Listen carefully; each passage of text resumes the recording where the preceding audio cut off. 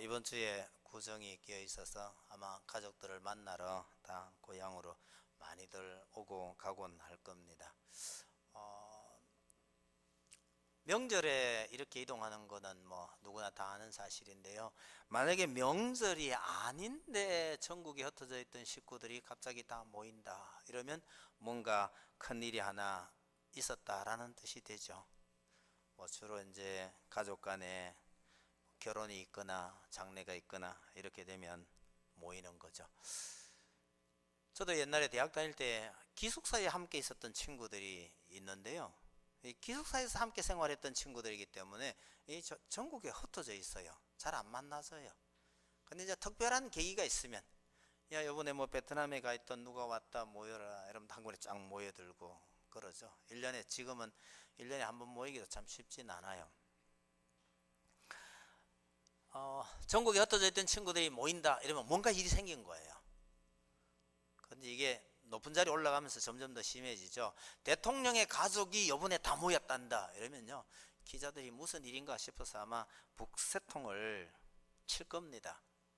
도대체 무슨 일인지 알아내기 위해서 얼마나 애를 쓰겠어요.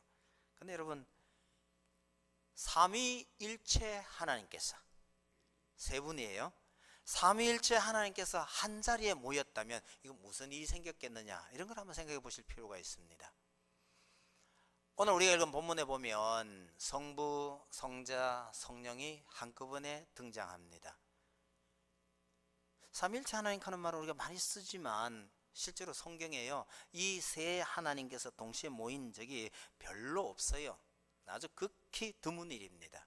혹시 성경을 읽어 가시다가 이 세 분 하나님께서 한꺼번에 모여 있는 장면이 보이거든, 아 이거는 보통 의미가 아니겠구나, 그렇게 생각하시고 다시금 봐야 될 만큼 중대한 일입니다. 도대체 얼마나 중요한 일인가 싶어서 이렇게 보면, 여러분 우리가 읽은 일에 뭐 특별한 일 없어요. 그냥 예수님께서 세례 받으셨고 사탄에게 시험 받으셨더라, 이게 다입니다. 여러분 가만히 한번 생각해 보세요. 삼위일체 하나님께서 모여서 그 음성조차 들려주지 않던 하나님께서 지금 음성을 바라시는 거예요. 이는 내 사랑하는 아들이요 하는 이 음성이 터져 나오는, 이게 보통 일이겠느냐, 뭐 별일 아닌데 이렇게 했냔 말이에요. 여러분, 하나님은 삼위일체 하나님께서 모여서 감격하고 기뻐하는 장면인데 우리가 읽어보면 별로 아무렇지도 않아요. 이게 누가 문제인 건가요? 아니, 그만한 일로 기뻐하고 감격하는 하나님이 문제겠어요? 아무렇지도 않은 우리가 문제겠어요? 뭐 우리도 교회 나오면 한 1년 만에 뭐 세례 받고 그 다음에 또요 시험이야 뭐 우리 늘상 치는 시험이고, 그런데 우리도 세례 받고 시험 치고, 그런데 예수님께서 뭐 그랬다고 해서 그게 대단히 무슨 큰 문제냐, 이렇게 생각하면 이게 전혀 감동이 안 돼요. 그러나 우리가 하나 기억할 건 뭐냐면요, 우리가 받는 세례와 예수님께서 받으시는 세례는 의미가 전혀 다르다는 사실을 인식해야, 왜 하나님께서 이렇게, 하나님께는 너무너무 죄송하지만 어떻게 본다면 호들갑을 떨고 계시는 듯이 보인단 말이에요. 시험도 마찬가지예요. 그래서 우리가 가끔 성경을 읽을 때요, 단어가 같다고 해서 뜻도 같다고 생각하시면 오해가 될 때가 참 많아요. 이런 거 굉장히 많습니다. 어저께 토요일 공부할 때 나온 거니까 예를 한번 들어보죠. 나시린이 될 사람은 적어도 작정한 그 기간 동안요, 하나님께 내가 헌신하겠다고 작정한 그 기간 동안 포도주는 절대로 안 된다, 포도도 안 된다, 말린 포도도 안 된다, 포도나무의 씨도 안 된다. 얕은 포도와 관련된 거는 전혀 못 먹게 돼 있습니다. 우리 생각에는요, 포도 안 먹으면 딴 거 먹으면 되지 뭐. 그러니까 포도 먹지 마라 해도 별 문제 될 거 없잖아요. 이거 우리가 말하는 포도예요. 그러면 적어도 한 3000년 전에 모세가 이 복음, 신명기를 우리에게 전해줄 그 시절에 3000 몇백 년 전에 이스라엘 사람들에게 있어서 포도란 뭘까를 생각해 봐야 되는 거죠. 여러분, 그 당시 포도는요, 이스라엘 사람들에게 있어서 가장 중요한 주식이고 가장 큰 즐거움을 줄 수 있는 최고의 과일이에요. 그런데 포도에서 포도에서 난 모든 것을 거절한다는 것은 생애 가장 큰 즐거움을 포기하는 것과 같은 겁니다. 그러니까 나실린이 포도를 먹어서는 안 된다고 말할 때 그 포도나 포도주하고 오늘 우리가 말하는 포도나 포도, 우린 포도 없어도요, 포도주 없어도요 먹을 거 많잖아요. 아무 문제 없잖아요. 그러니까 개념이 전혀 다르다는 거예요. 그래서 성경을 읽을 때 이런 것이 도로 나옵니다만은 단어는 같은 내용인데도, 단어는 같은 단어인데도 불구하고 내용은 전혀 다른 이런 경우가 종종 있기 때문에 생각을 해봐야 할 것 같은데, 짐작으로 봐도요, 삼위일체 하나님께서 한꺼번에 모여서 기뻐하고 계시다고 할 것 같으면 이건 예산 일이 아닙니다. 그러니까 예수님께서 세례받고 시험 받으신 일이 이게 도대체 얼마나 큰 일이기에 이런 현상이 벌어질까라고 우리가 생각을 해보고 묵상을 해봐야 할 이유가 있다는 겁니다. 여러분, 오늘 우리 본문의 핵심은 진짜 간단합니다. 예수님께서 세례받으셨고 시험을 받으셨다, 요건데요, 여러분, 이 사건이 하나님의 아들이신 그분이 이 땅에 와서 어떤 삶을 살아야 하느냐 하는 것을 잘 보여주는 단면이라고 생각이 됩니다. 그래서 하나님의 아들이 이 땅에서 오셔서 세례받고 시험받았다, 이 내용을 정돈을 한다면, 여러분, 첫 번째요, 여러분, 예수님은 이 땅에 참 초라한 모습으로 오셨습니다. 세례받고 시험을 받았다, 이것은요 정말 초라한 모습입니다. 여러분, 우리 사람들은 초라한 사람과 위대한 영웅 중에서 어느 쪽에 더 열광하느냐 질문 하나만 하죠. 사람들은 위대한 영웅에 더 열광하고 이 사람들 귀하게 여기는 그런 경향이 있는데, 진짜 초라하고 보잘것없는 사람이 있으면 아무도 사람 취급을 잘 안 해줘요. 그래서 우리는 어떤 의미에서 영웅을 기다리는 그런 경향이 좀 있습니다. 이게 좀 나쁜 경우가 참 많아요. 제가 여기 오기 전에 있었던 포항의 어떤 교회 목사님은요, 얘기를 가만히 들어보면 꼭 조폭 같아요.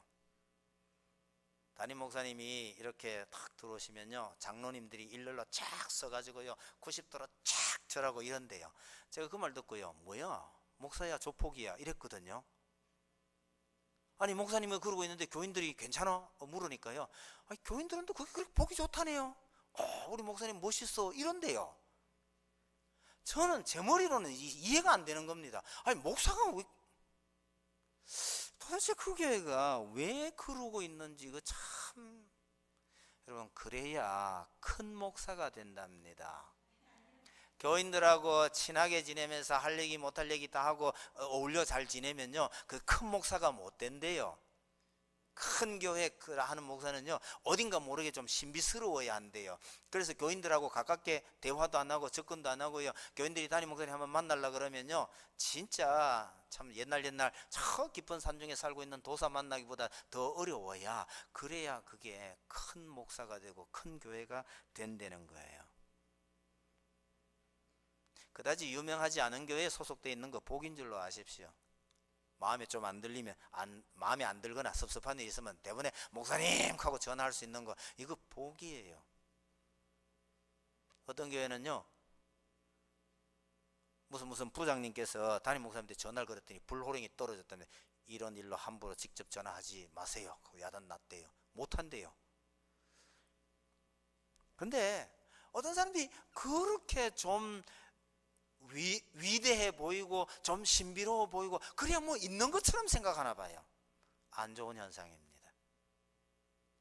여러분, 학교도 학교의 이름을 더 높인 한 사람, 어디 나가서 큰 상을 탔거나 성적을 잘 내가지고요 상급학교 지나갈 때 수석을 했거나 이래서 이름을 날리는 이런 아이 하나가 그 학교를 살리는 것처럼 보여요. 근데요, 이름도 없고 아무것도 없이 결석도 안 하고 지각도 안 하고 꾸준히 학교 다니면서 3년 동안 등록금만 꼬박꼬박 잘 나갔던 내 아이를 별로 주목하지 않아요. 여러분, 이런 아이들 때문에 학교가 유지되는 거잖아요. 여러분, 누가 애국자인가 생각해 보세요. 올림픽에 나가서요 금메달 땄어요. 모든 국민들이 열렬히 환영하고 있습니다. 이런 사람이 진짜 애국자냐, 이런 선수가 말이에요. 반면에요, 이름도 없이 빚도 없이 매일매일 그냥 직장에 가서 있다가 돌아와서 가정만 돌보고 직장 가정 이것밖에 모르고 그 사람이 이 한국 땅에 사는지 안 사는지 조차도 잘 모르는 이런 사람, 어느 쪽 애국자라고 여러분 생각하세요? 여러분 진짜 이름도 없이 드러나지도 않고 이 사람이 있는지 없는지 몰라도 그런 삶을 곱게 잘 꾸려가는 이런 사람들이 모여서 나라가 튼튼해진 거예요. 물론 나가서 이름을 더 높인, 국가의 명예를 더 높인 사람이 뭐 별거 아니다 이런 뜻은 아니에요. 그런 사람들도 필요하지만 실제로 소리 소문 없이 충실하게 사는 사람, 이 사람들도 정말 귀중한 사람인 건 틀림없는데 이 사람들이 이상하게요, 그렇게 빛이 나고 유명하고 영웅처럼 보이는 이 사람들에만 주목하는 경향이 우리 사람들에게는 분명히 있더라는 거예요. 그런데 이런 사람들에게 예수님이 오셨는데, 예수님은요 하나님의 아들이요 창조주 그분이신 그분이 이 땅에 오셨는데 어떤 모습으로 왔느냐? 참 묘하게도요, 우리 정말 이름도 없고 빛도 없는 사람의 모습, 우리 같은 이런 초라한 모습으로 이 땅에 오셨다는 거예요. 하나님의 아들이 이 땅에 왔다면 하다못해 일반인이 접근할 수 없는 그런 왕궁에서 태어나셔야 하는 것 아니겠냐, 이런 생각이 들 만도 한데, 예수님은 그런 왕궁에서 태어난 것이 아니라 마구간에서 참 천한 모습으로 오셨습니다. 그것은 우리 아무 영웅이라 할 것도 이름 날 것도 없는 비천한 우리에게 하나님께서 가까이 오셨다, 그런 의미입니다. 어떻게 본다면 보잘것없는 우리 인생하고 눈높이를 맞추어 주신 셈이죠. 성경은 예수님을 늘 이렇게 묘사합니다. 마태복음 처음 읽어보면 참 읽기 어려운 족보 얘기가 길게 나오잖아, 그죠? 그거 끈기 있게 잘 읽어가시는 분이 읽기가 쉽지가 않아요. 근데 그 족보를 잘 보면 여러분, 족보에서 정말 빼고 싶은 여자들이 몇 명 있어요. 아니 진짜 왕비였다거나 대단한 여자 같으면 족보에 올려놓지만 이 사람들을 왜 족보에다가 올려놨을까 싶은 이상한 여자들이 몇 명 나와요. 가장 대표적인 예는요, 시아버지하고 어찌어찌 해가지고 아들 낳은 며느리 이야기 있잖아요. 이름까지 나와 있어요. 족보에 이런 얘기를 왜 올려놔요? 여러 가지 의미가 있을 수 있겠지만 어떤 분이 그렇게 이야기했는데 제가 동의를 합니다. 나는 출신이 너무 비천해서 예수 믿기가 어려워. 그런 사람에게 너희 집 족보 가져와라. 그리고 예수님 족보하고 한번 대봐라. 누가 더 비천하냐 하냐, 누가 더 욕먹을 족보냐 한번 비교해보라. 그러면 예수님 족보가 더 그렇다는 거예요. 그때 쓰라고 그렇게 넣어놨답니다. 뭐 그게 정답은 아닐는지 몰라도요, 예수님의 족보를 자세히 들여다보면 그런 측면이 있다는 거예요. 왜요? 예수님은요 화려하고 의리의리하고 위대한 영웅으로 우리에게 다가오신 것이 아니라 우리와 견주어서 도무지 차이가 나지도 않을, 어쩌면 우리보다 더 비천한 모습으로 우리에게 다가오셨다, 그런 뜻이라는 거죠. 여러분, 예수님께서 이렇게 오신 것은 어쩌다 그렇게 된 것이 아니라 예수님께서 이 땅에 오시기 오래전 이미 하나님께서 작정하신 대로 그렇게 오셨다는 것을 기억하실 필요가 있습니다. 예수님 오시기 전 한 500여 년 전에요, 이사야가 장차 오실 메시아에 대해서 이렇게 이야기합니다. 그는 주 앞에서 자라나기를 연한 순 같고 마른 땅에서 나온 뿌리 같아서 고운 모양도 없고 풍채도 없은즉 우리가 보기에 흠모할 만한 아름다운 것이 없도다, 그렇게 예언했어요. 이미 오실 메시아는 누가 봐도 와 진짜 메시아겠다라고 할 만한 그런 게 전혀 없는, 볼품없는 모습으로 이 땅에 올 것이라고 이미 오래전에 예언이 되어 있었다는 거죠. 여러분, 오늘 우리 본문에 예수님께서 세례를 받으셨다, 시험을 받았고 들짐승과 함께 있더라, 천사가 수종을 들어야 했더라, 이런 얘기가 바로 이 볼품없는 모습으로 이 땅에 오신 예수 그리스도의 모습을 보여주고 있는 겁니다. 이 땅에 오셔서 죄인들처럼 세례받고 광야에서 유혹을 받고 시험을 받는 이런 메시아가 여러분 어떻게 세상을 구원하겠느냐? 세상을 구원할 메시아라 그러면요, 세상을 한꺼번에 갈아엎어버릴 만한 어떤 그런 뭐 위험의 참모습으로 오셔야 되지 않겠느냐? 이건 우리 생각이에요. 예수님은 그렇게 비천한 모습으로, 조용히 우리 같은 모습으로, 천한 모습으로 이 땅에 오셨다는 것을 보여주는 겁니다. 시험 받은 것도 그래요. 여러분, 우리 아이들 취업하기가 정말 어렵거든요. 시험을 얼마나 많이 쳐야 되는지 몰라요. 시험 친다는 거요, 그렇게 영광스러운 모습 아닙니다. 여러분, 우리가 아는 대로 30대의 어느 대기업의 부사장, 그분은 시험을 얼마나 잘 쳐서 그렇게 됐나요? 잘 모르겠습니다만은 시험 안 쳤을 거예요. 시험도 안 치고 그냥 아버지가 특별 채용이에요. 그러면 경력을 다 밟아서 거기까지 갔을까요? 30대에 언제 경력 밟아서 올라가요? 말이 쉬워서 그렇지 대기업의 부사장, 아니 대기업 부사장까지 안 가고 임원, 여러분 정말 그 하늘이에요. 그게 얼마만한 하늘인지 잘 모르고 사시는 게 행복합니다. 알면요 정말 그 높은 하늘이에요. 근데 30대에 그 부사장이라는 사람요, 이 특별 채용에 고속 승진에 올라갔을 때 그게 가능한 겁니다. 아니 하나님의 아들이 이 땅에 왔다 가면 그 비슷한 일이라도 있어야 될 거 아니냔 말이에요. 그런데 예수님께서는 특별 채용도 아니고요, 광야에서 사탄에게 이런 시험을 받고 계셨더라.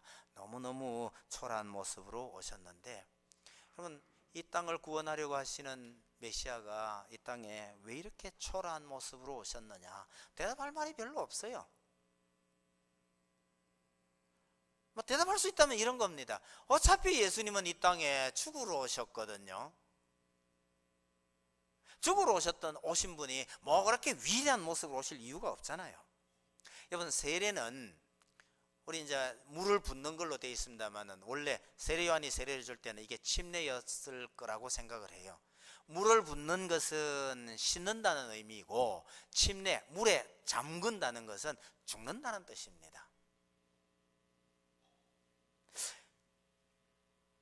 죄 용서를 받아야 하거나 죽어야 할 우리 인생에게 세례를 베푸거나 침례를 베푼다는 것은 이건 별로 이상할 거 없어요. 어쩌면 그런 과정을 통해서 죄 용서가 되고 죽었다가 다시 살아난다 그럴 것 같으면 우리에게는 필요한 일이죠. 근데 여러분, 예수님은 죄 없으시다고 하잖아요. 죄 없으신 예수님이 왜 죄를 씻는 세례를 받아야 하고, 죽음과는 상관없을 것 같았던 하나님의 아들이 왜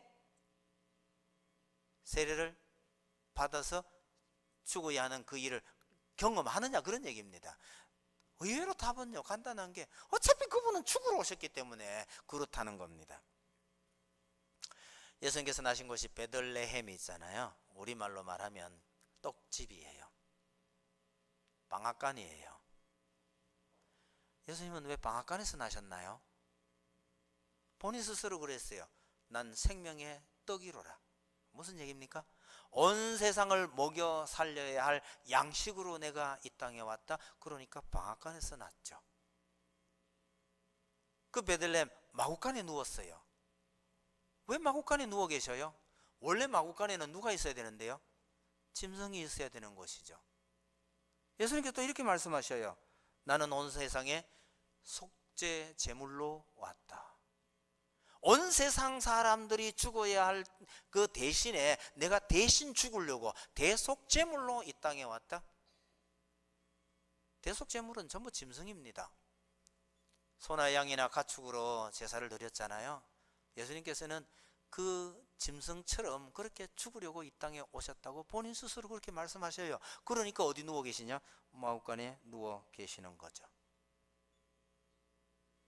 여러분, 예수님은 그렇게 그 일 때문에 그렇게 오셔서 그의 그 신분에 적합한 모습으로 오셨고 누워 계시지만, 예수님을 따라다녔던 제자들은요 아무도 그렇게 생각 안 했어요. 예수님께서 저런 능력을 갖고 계신다면 틀림없이 왕이 되실 거야. 왕이 될 거라고, 그렇게 되면 한 자리를 차지할 거라고 그렇게 열심히 따라다녔는데요.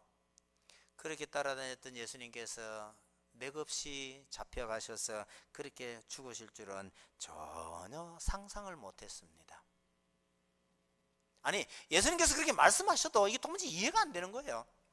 마가복음 10장 45절에 예수님께서 이렇게 말씀하셨어요. 자기 목숨을 많은 사람의 대속물로 주려 함이라.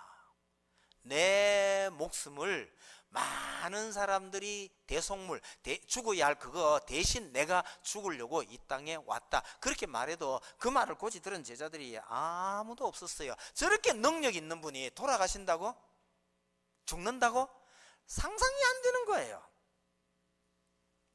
여러분, 하나님의 뜻은 가끔 있잖아요, 우리가 상상할 수도 없는 이상한 모습으로 나타나기도 합니다. 내 생각은 이런데 하나님의 생각은 전혀 엉뚱하게 나타날 수도 있는데, 여러분, 예수님을 따라다녔던 제자들 중에 예수님의 그 대단한 능력을 기억하면서 저 예수님이 그렇게 죽으리라고는 아무도 상상을 못했어요. 그런데 실제로 그렇게 돌아가 버렸었어요. 왜요? 이 땅에 오신 목적이 그렇게 죽으려고 오셨으니까요. 여러분, 세상에 죽으려고 온 사람이 어디 있어요? 아무도 없어요. 근데 예수님은 분명히 나는 이 땅에 죽으러 오셨다고 말씀하셔요. 왜 죽으셔야 하나요? 죽어야 할 우리를 대신 죽고 죽어야 할 우리를 살리시기 위해서 이 땅에 오셨다고 합니다.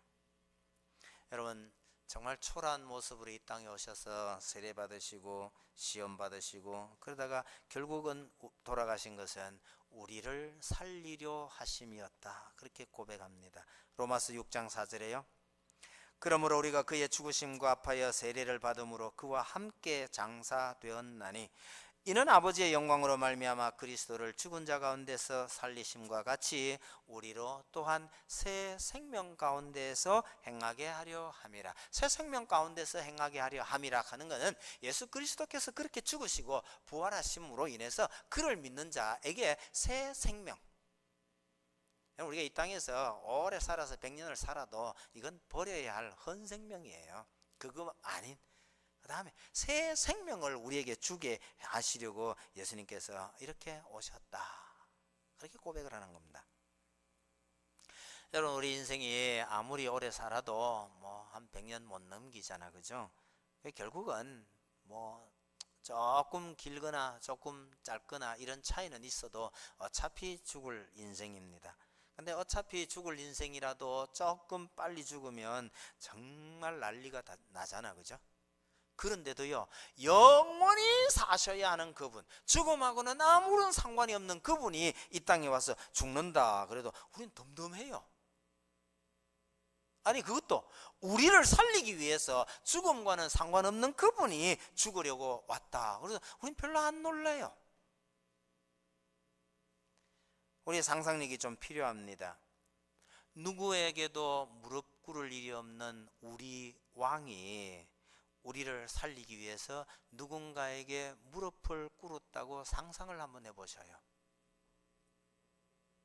우리는 지금 왕이라고 그래도 별 느낌이 없습니다만 고대에 왕이 통치하던 그 시절을 한번 생각해 보세요. 누구에게도 무릎을 꿇을 일이 없는 그 우리의 왕이 우리를 살리기 위해서 누군가에게 무릎을 꿇었다면 우리는 어떻게 되나요?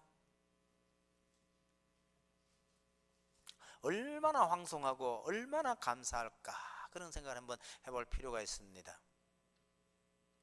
시저가 원래 로마, 이탈리아 거기는 조그마하잖아요.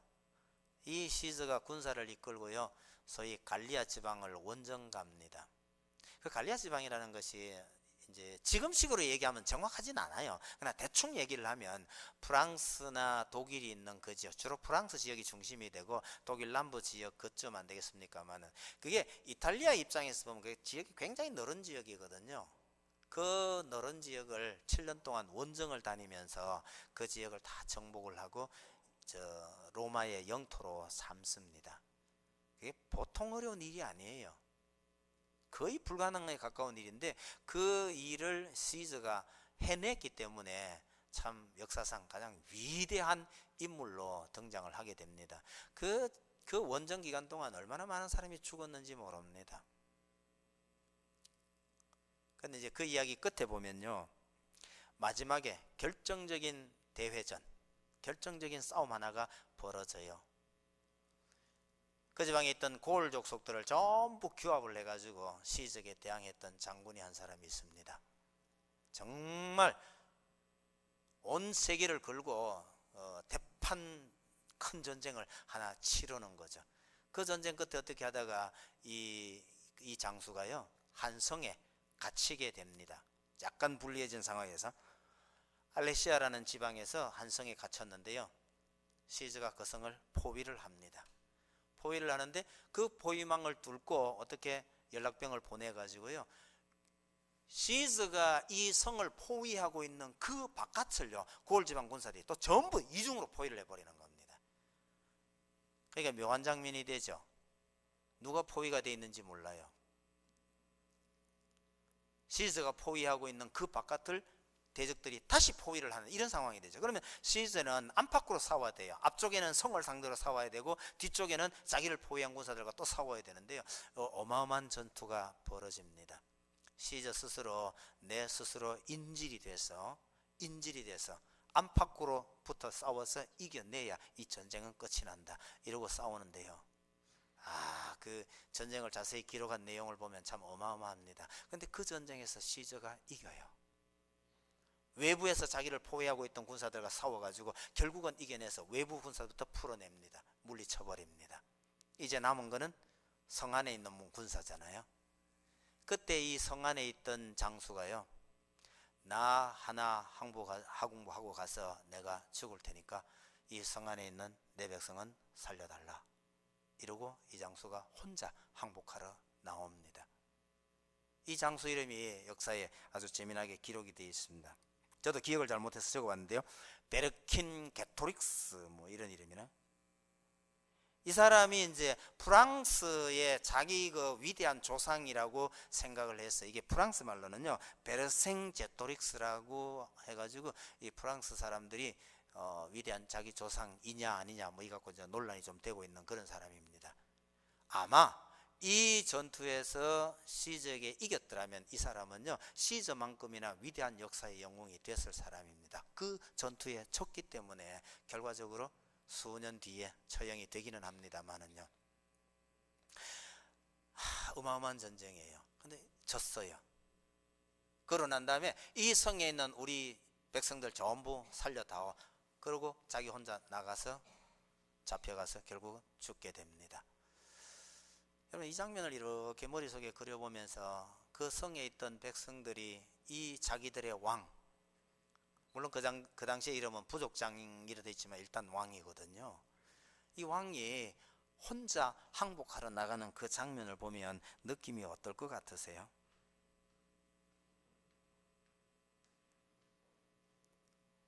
여러분, 우리가 예수님을 바라보면서 예수님께서 죽음과는 아무 상관이 없는, 누구에게도 죽임당할 수도 없는 그분이 왜 이 땅에 와서 이런 초라한 모습으로 와서 이렇게 죽어야 했던가를 생각을 해보면 성경이 딱 그렇게 말합니다. 죽어야 할 우리를 위해서 대신 죽는 거라고요. 우리가 얼마나 큰 은혜를 받았는지를 참 생각해 볼, 늘 묵상하고 묵상해 봐야 될 대목이라고 저는 생각을 합니다. 여러분, 예수님께서 시험을 받으신 것도요 사실은 우리를 살리시려고 받은 시험입니다. 여러분, 에덴 동산에서 아담이 그 사탄의 시험에 넘어가 버리는 바람에, 그 사탄의 유혹에 넘어가서 실패해버리는 바람에 우리 인생이 이렇게 꼬여버린 거거든요.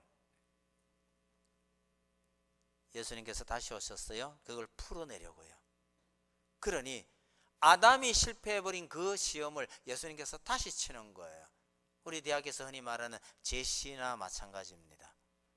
그래서 예수님은 이 사탄의 모든 유혹을 깨끗이 물리치시는 겁니다. 그 시험을 쳐야 할 이유가 있었다는 거예요. 왜요? 우리를 살리기 위해서 예수님께서 죽으셔야 했고 죽기 전에 이런 시험을 다 이겨내셔야 했다는 거죠. 여러분, 천지 만물을 주관하셨던 그분의 아들 되시는 분이 죽음과는 아무 상관이 없어야 할 분이에요. 그런 분이 이 땅에 오셔서 말도 안 되는 이런 순환을 겪으셨다는 것, 그게 우리를 살리기 위해서 그러셨다는 거예요. 여러분, 이게 도대체 이해가 안 되는 거예요. 아무리 생각해도 이해가 안 되는 걸 뭐라고 그러죠? 불가사의라고 그러잖아요. 여러분, 이 지구상에 불가사의가 몇 개나 있는지 아시나요? 아이들한테 물으면요 7개 이럽니다. 책에 주로 7대 불가사의 뭐 이런 책들이 많거든요. 7대 가는 거는 큰 거 7가지란 얘기입니다. 여러분, 사실 우리가 살고 있는 이 세상에 불가사의는 얼마나 많은지 모릅니다. 왜요? 우리 머리로 이해 안 되는 게 너무너무 많아요. 그 중에서 특별히 큰 거 몇 개를 뽑았다. 그래서 7대 불가사의지 실제로 모르는 거 너무너무 많아요. 이해 안 되는 것들이죠. 근데 그게 다 우리 머리로 이해 안 될 뿐이에요. 언젠가 이게 왜 이렇게 됐는지를 알게 되면 별거 아닐 수도 있는 거죠. 여러분, 이 땅의 불가사의 우리 머리로서는 이해 안 되는 것이 얼마나 많은지 몰라요.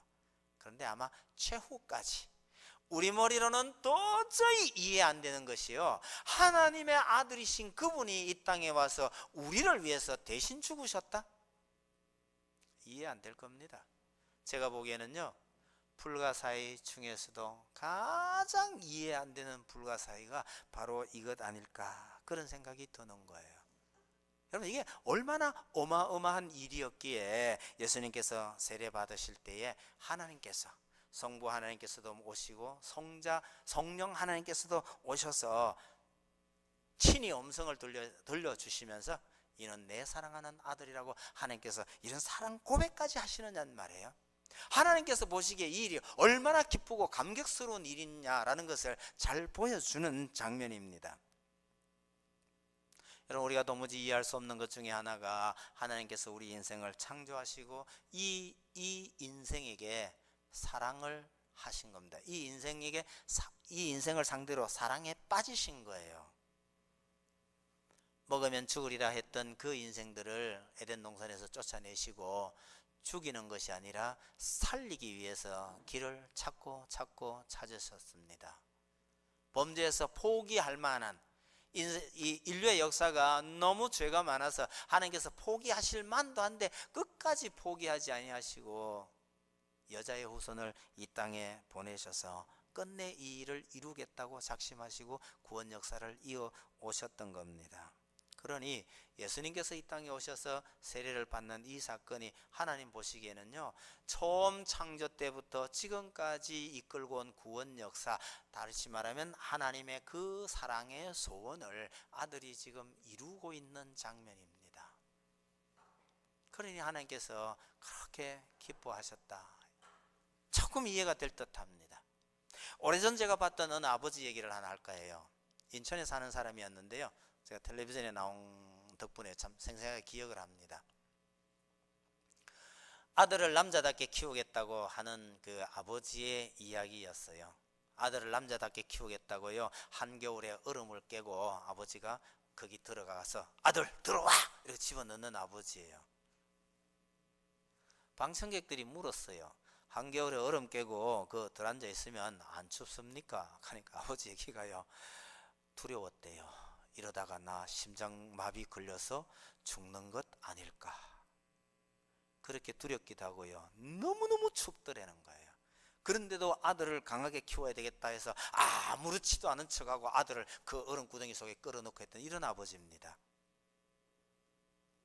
보통 사람이 할 수 없는 그런 일이었었는데 그 얘기를 상당히 많은 얘기를 했는데 그 중에 하나요. 인천에 있으면서 초등학교, 그러니까 5학년 때였던 것 같아요.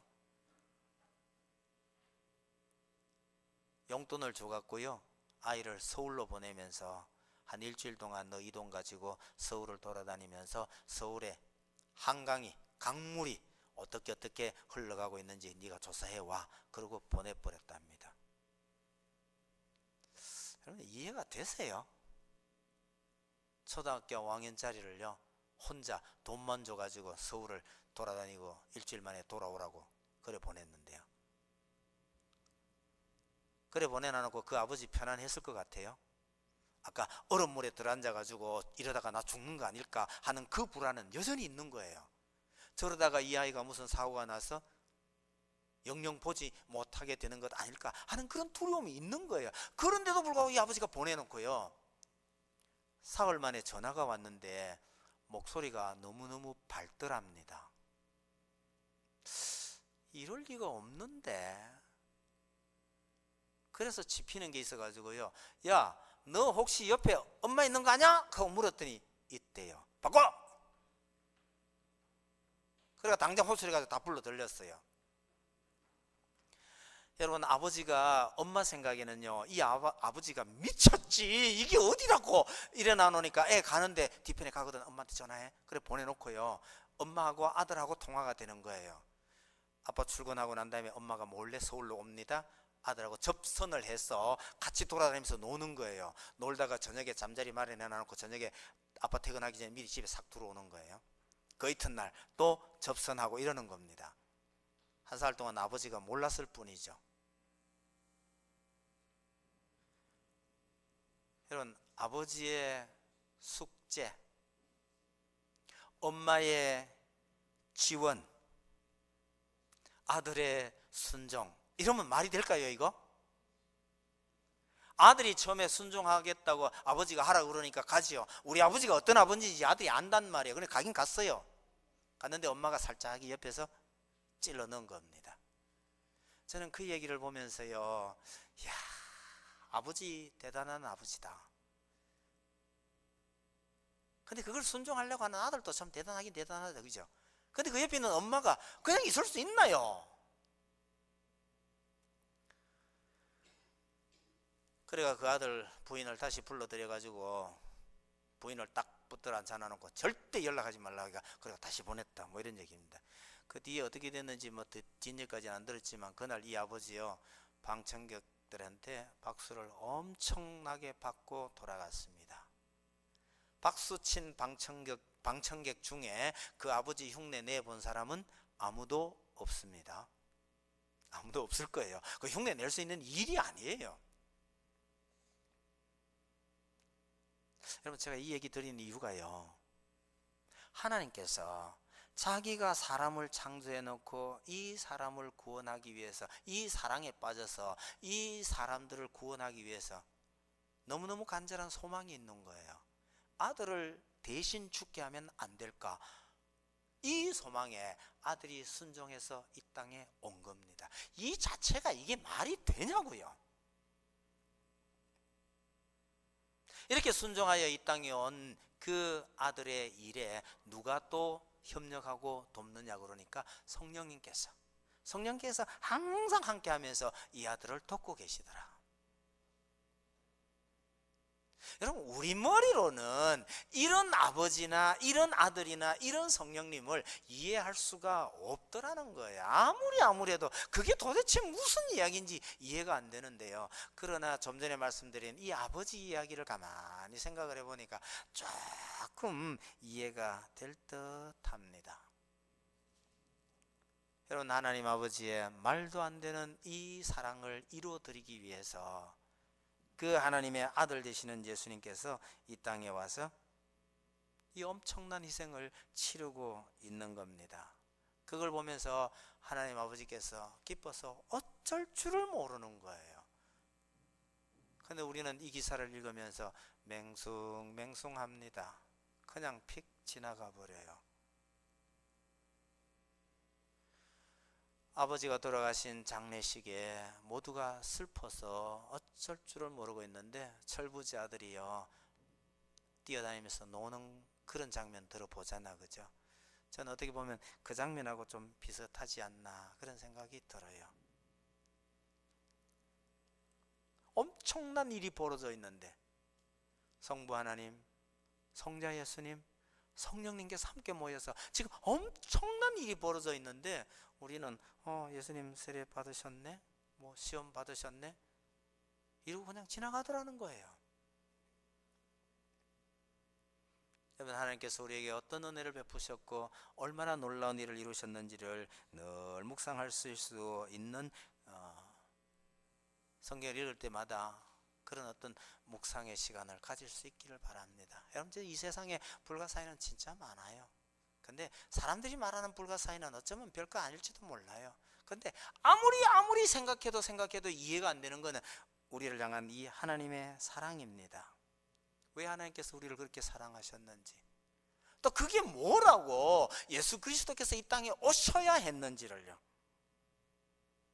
하나님의 이 사랑은 정말 우리의 상상력을 뛰어넘는, 아무리 이해하려고 해도 이해하기가 어려울 정도로 큰 사랑입니다. 우리가 이런 사랑 받은 자답게 살아야죠. 우리가 받은 사랑이 너무너무 큰 사랑임을 기억하면서, 그럼 우리는 누구를 위해서 받지 않아도 될 세례를 받으신 예수님의 흉내를 내볼까? 그런 거예요. 받을 필요 없는 세례를 예수님 받으셨어요. 우린 누구를 위해서 이런 일을 한번 해보나? 여러분, 예수님은 그런 시험 받으실 이유가 없어요. 그런데 우리를 사랑하신 그 아버지의 사랑 때문에 우리를 위해서 그 시험 받으셨는데, 그럼 우리는 누굴 위해서 이런 시험 한번 해보나? 우리가 받은 사랑이 참 크고 놀랍다고 생각하시면 우리에게 닥쳐오는 이런 일들을, 내가 이거 할 필요 없는 거지만 하나님의 사랑하는 형제를 위해서, 또 불쌍한 이웃을 위해서 내가 이거 할 수 있지 않겠느냐, 이런 마음으로 살아가시게 되기를 간절히 바랍니다.